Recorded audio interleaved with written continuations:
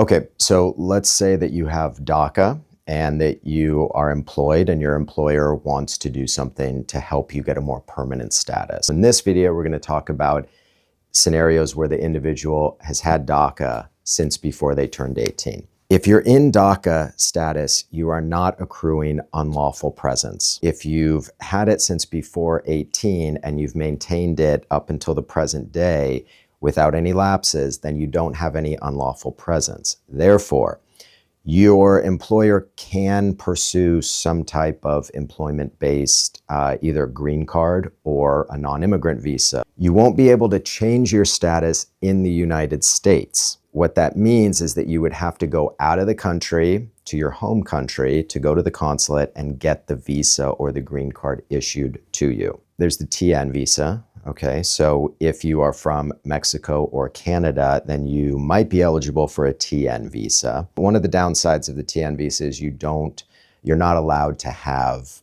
immigrant intent. So it can be challenging to move from a TN to a green card. So that's one thing you would want to consider and talk to your attorney about. An H-1B visa is also an option, all right? So if you have the education, you have a bachelor's degree, a master's degree, and you are going into a line of work that is closely tied to that education, then an H-1B might be an option. Again, when you go through this process, you're going to have to leave the US, go to the consulate, and get your visa there. You might be subject, and you probably will be subject to the $100,000 H-1B fee, though. Okay, so a lot of employers are not going to be willing to pay that, but you need to keep that in mind, that if you try to go the H-1B route and that $100,000 H-1B fee is still in place and doesn't get struck down by a court, then your employer is going to have to pay that, and you'll have to figure that out with your employer. Now, another option is a green card case. All right. Now, these can be a very good idea. It's obviously a permanent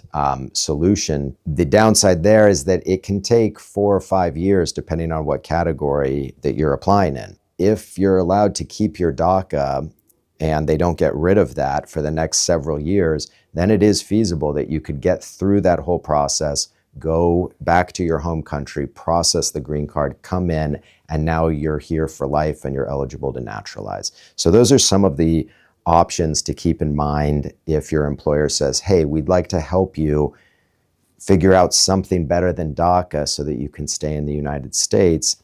Those are some options to consider. If you have questions, if you want to schedule a consultation, reach out to us. We'll get you on the books and we'll talk to you and figure out what we can do.